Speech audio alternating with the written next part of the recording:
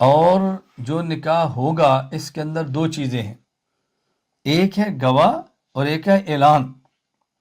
شریعت میں اصل اعلان ہے، اصل اعلان ہے، خاندان کے ہر فرد کو پتہ ہو، محلے کے ہر فرد کو پتہ ہو، تعلق والے ہر فرد کو پتہ ہو کہ یہ دونوں خامند اور بیوی ہیں، اعلان ہے۔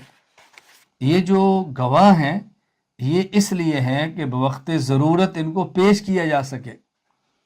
مرد عورت جا رہے ہیں، ہوٹل میں ٹھہرے ہیں، پولیس کہتی ہے تم کون ہو، وہ کہتے ہیں خامند اور بیوی ہیں، اس پر ثبوت کے طور پہ ان کو دو گواہ پیش کرنے پڑیں گے جو کہ نکاح فارم کے اندر لکھے ہوتے ہیں۔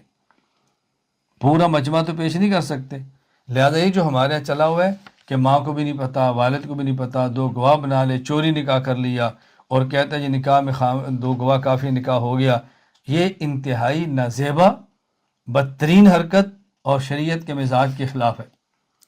میرے علم میں ایسے حضرات اور خواتین موجود ہیں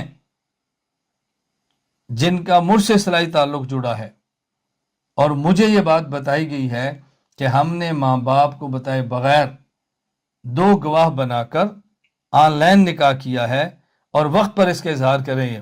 میں نے کہا تم نے جرم کیا ہے، تم نے غلط کیا ہے، اور تمہیں اس وقت سمجھ آئے گی جب تمہاری بیٹی ہوگی، تمہارا بیٹا ہوگا، تمہارے پوچھے بغیر کریں گے، تمہیں پھر سمجھ آئے گی جرم کیا ہوتا ہے۔ شریعت کے مزاج کو سمجھو۔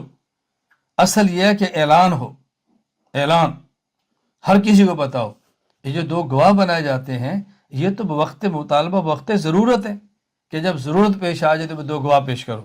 اصل اعلان ہے، میں بار بار یہ بات کہہ رہا ہوں، اس دھوکے کے اندر مت آؤ کہ والدین کو پتہ نہیں ہے، سرپرست کو پتہ نہیں ہے، کہیں دفتر میں کام کرتے ہیں، کہیں اور کام کرتے ہیں، اور بعض اس سطح کے لوگ ہیں کہ دین کو استعمال کرتے ہیں کہ یہ میں نے دین کے فائدے کے لیے کیا ہے۔ یہ کون سا دین کا فائدہ ہے کہ آپ دین کے حقوق کو چھوڑ رہے ہو، دین کی حدود کو پامال کر رہے ہو، مزاج شریعت کی دھجیاں اڑا رہے ہیں؟ یہ کون سا دین ہے؟